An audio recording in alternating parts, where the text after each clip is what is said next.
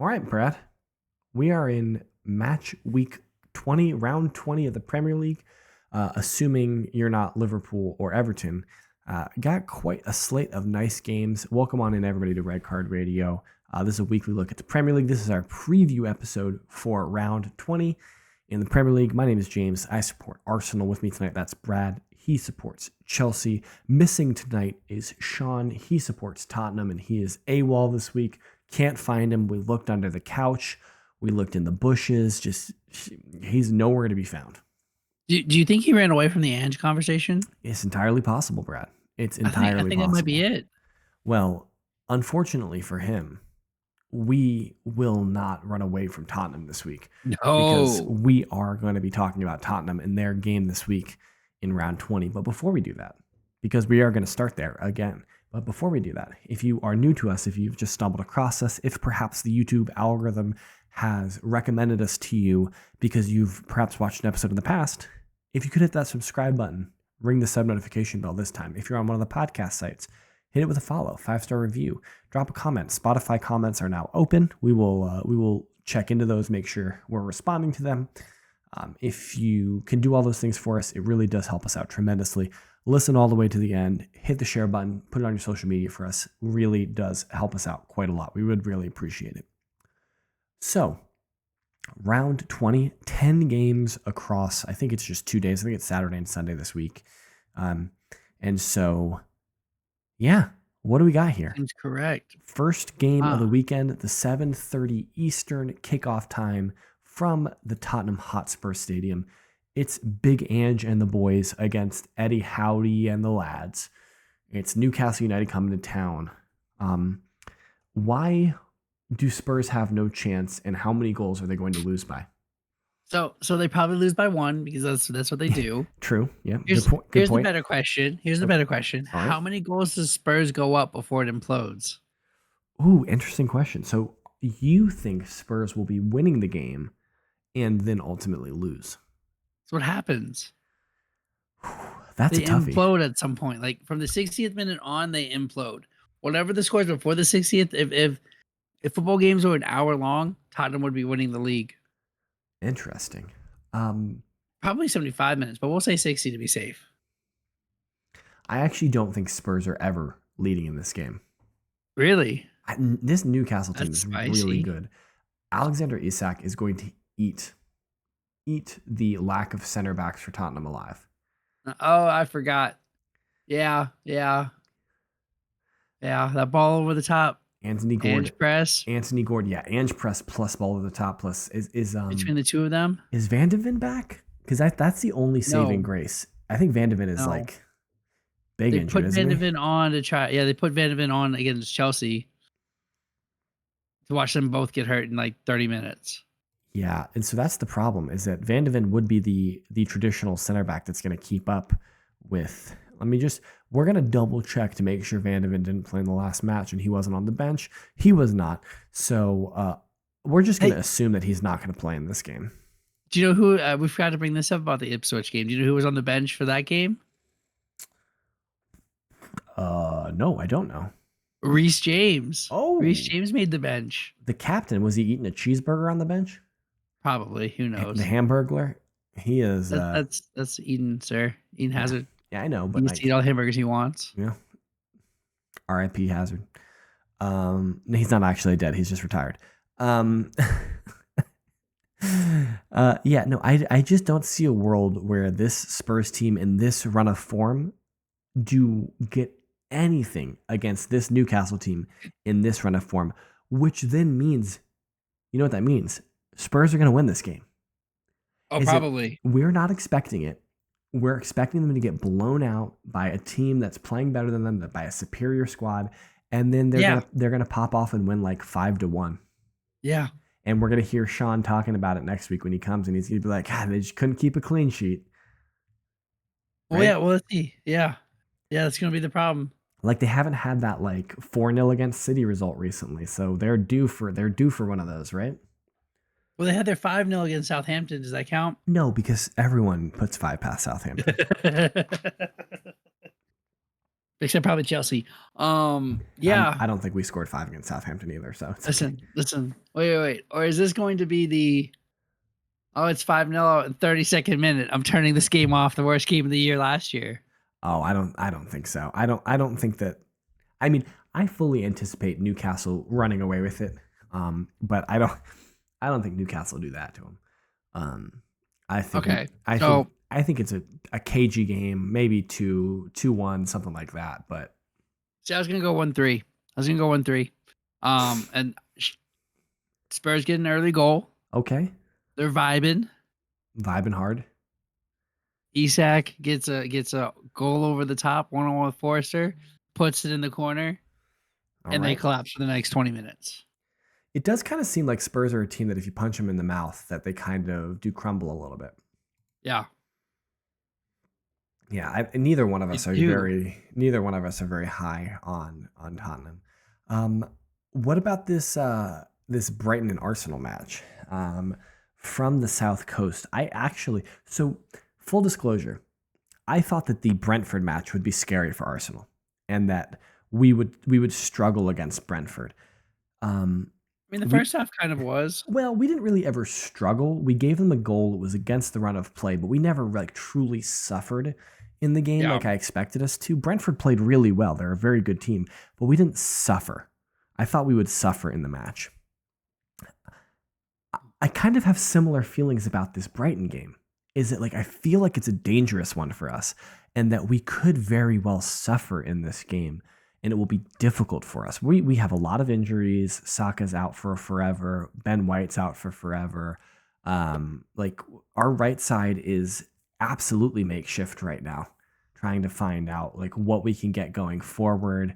Apparently Kai Havertz got the flu or something like that this week, and that's why he didn't play against Brighton.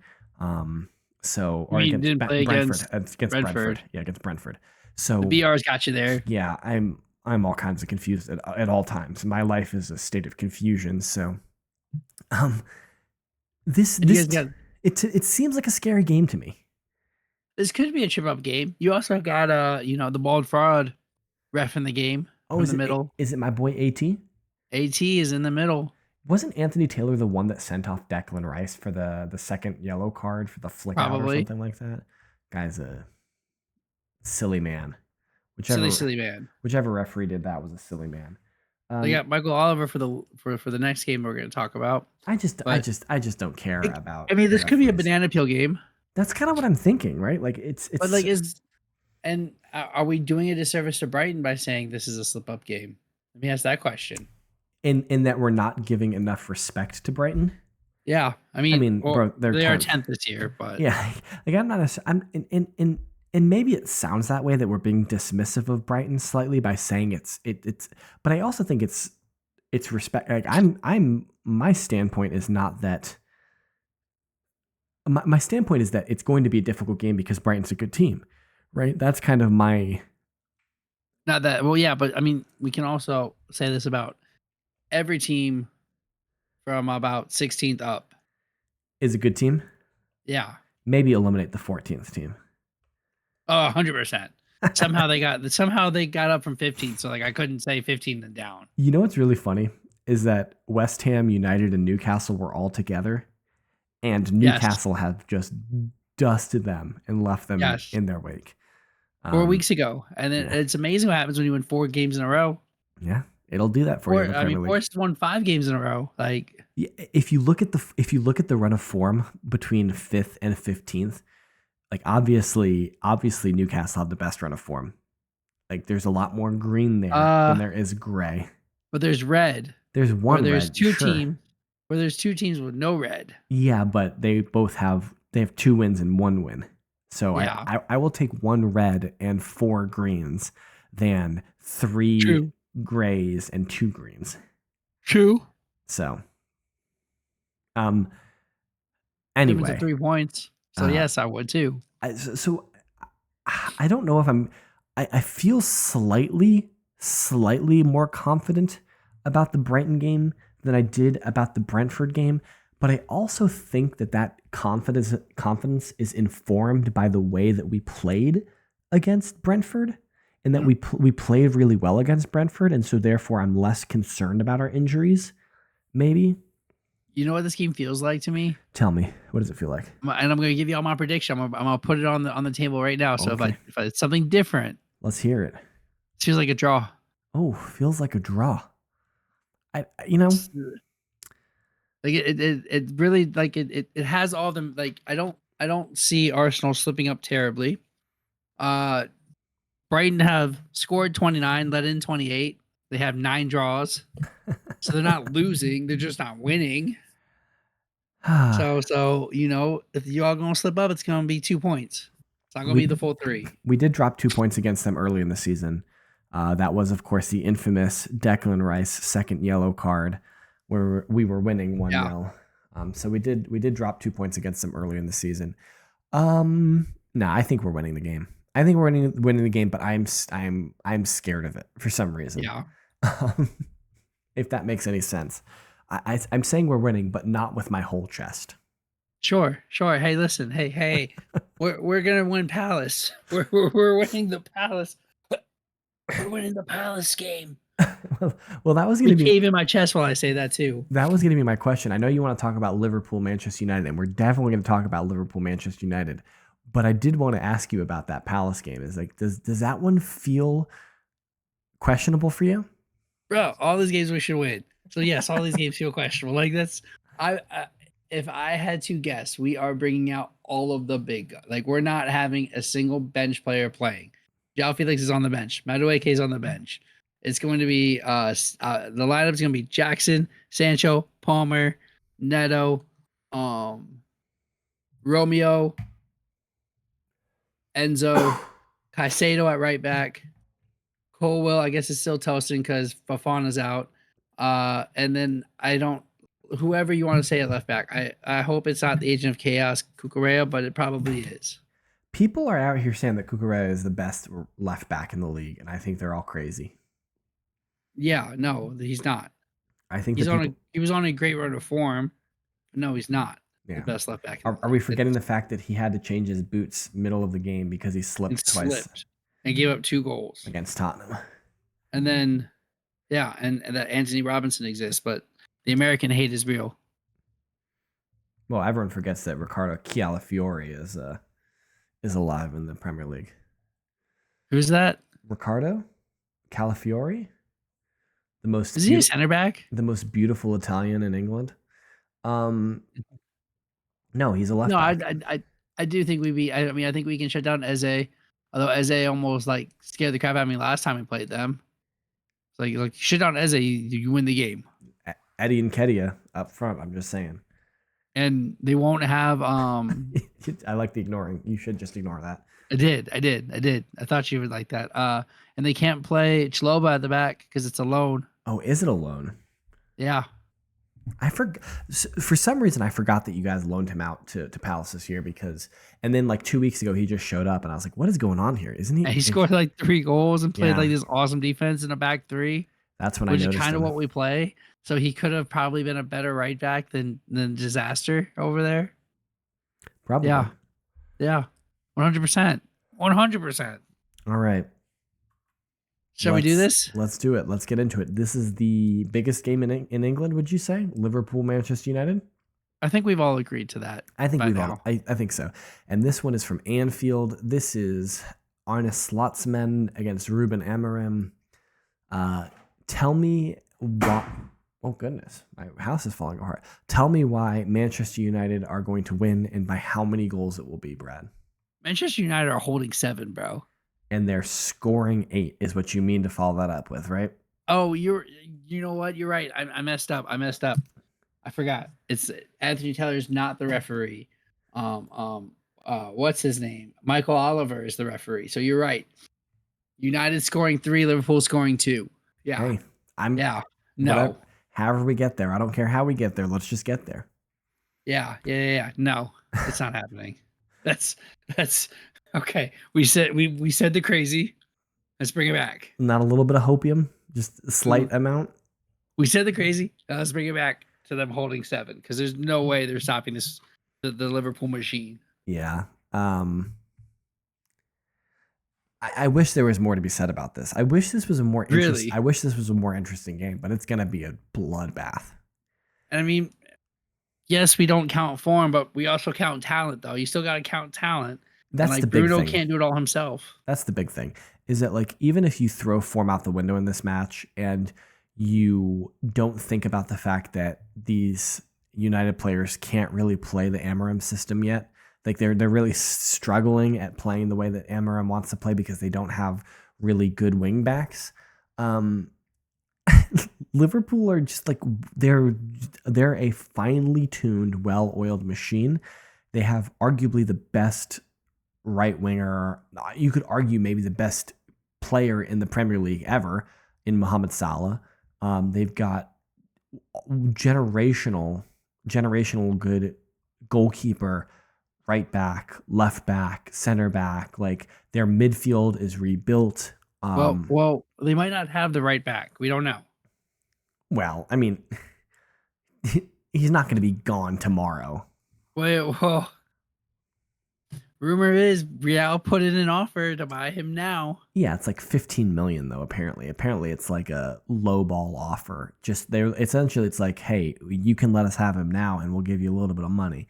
But that would actually be very unsettling and very destabilizing to Liverpool. I think if Liverpool sanctioned the sale of Trent Alexander-Arnold right now, I think that could have deleterious effects for the rest of the season.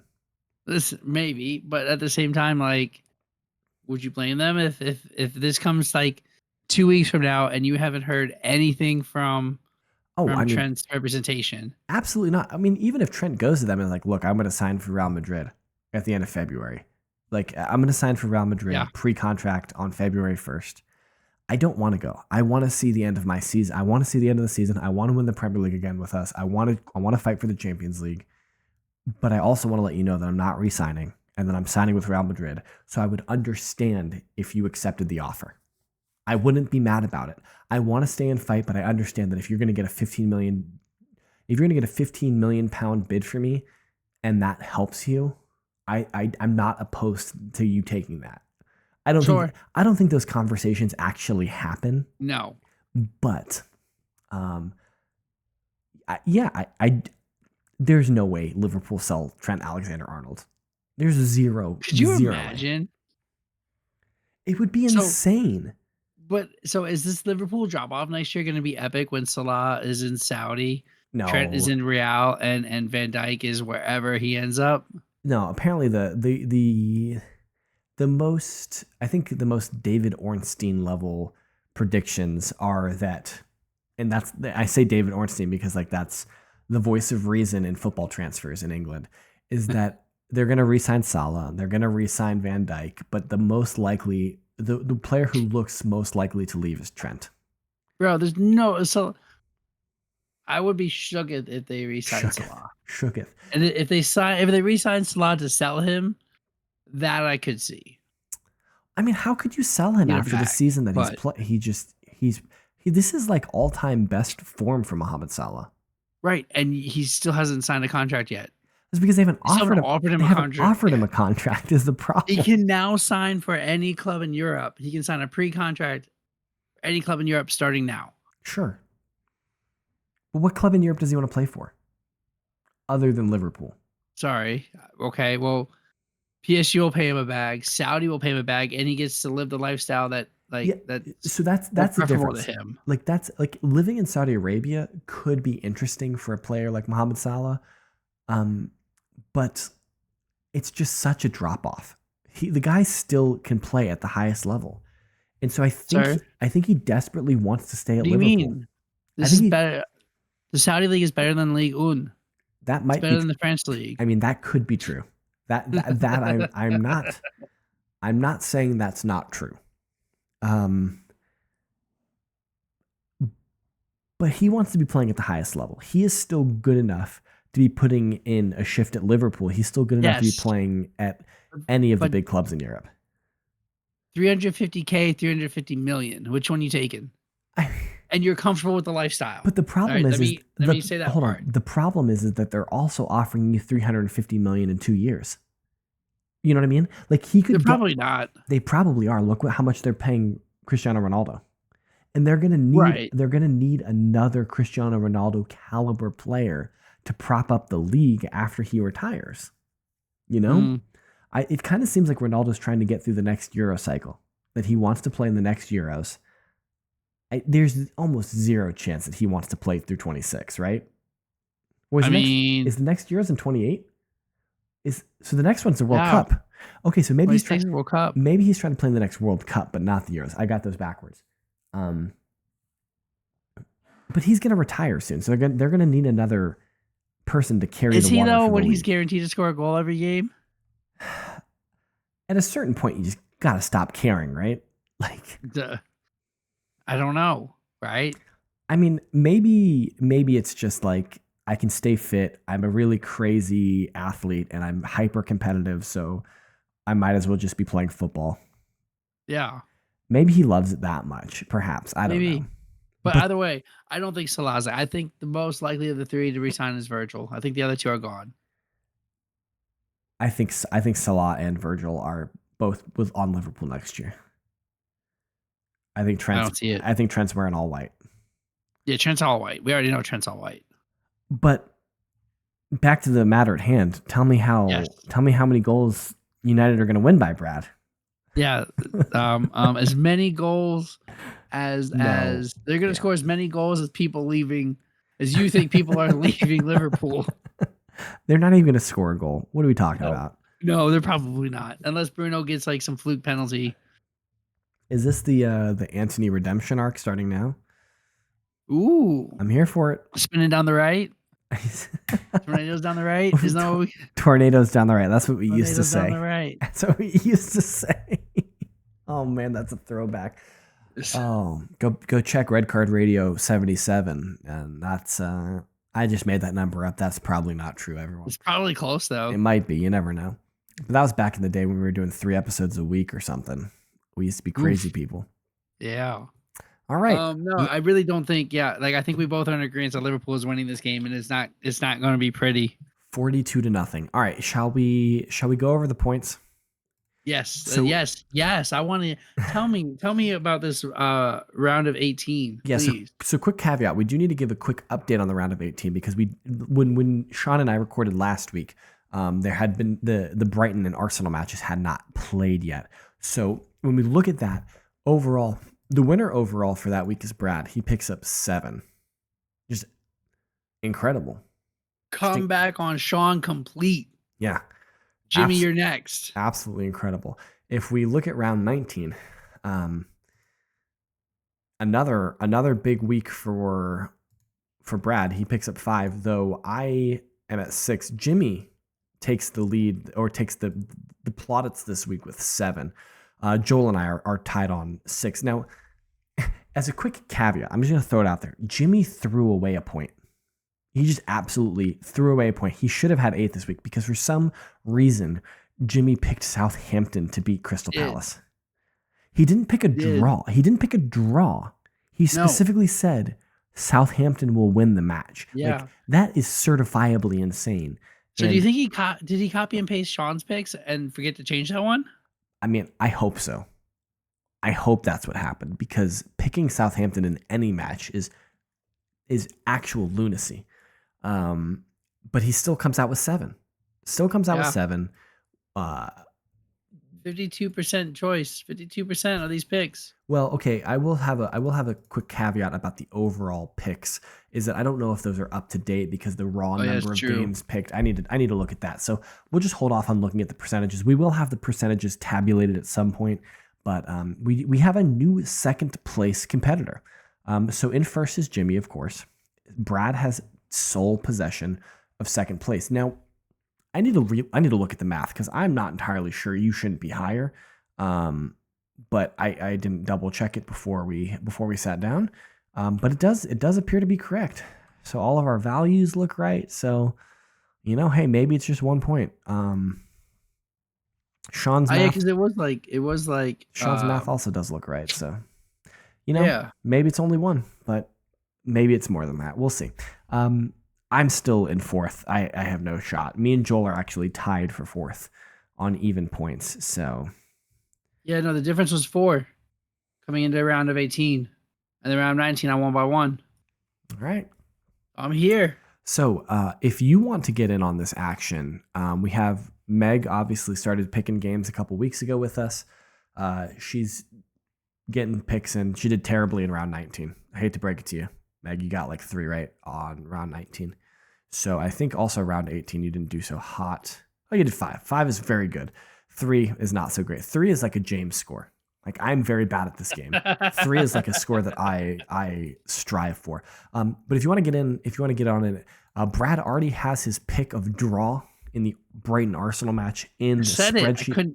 I'm not changing it. I said it. What you want to do is you want to join our Discord. It's in the description of this video or this podcast. We have a channel dedicated to picking games. You'll get a ping at some point when I put my picks in.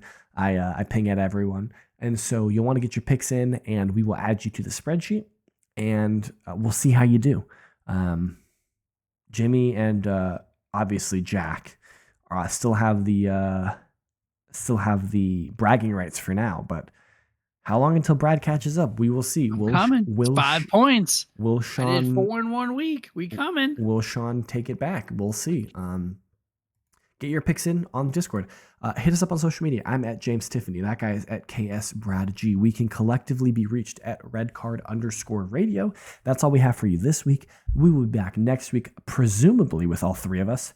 Who knows? Maybe we invite another friend and we have a guest on next week. You never know. You'll want to tune in. You'll want to tune in to find out. We'll have a whole week for you. But until then, I hope you guys enjoy it. Have a great weekend. Enjoy the football, and we will see you next week.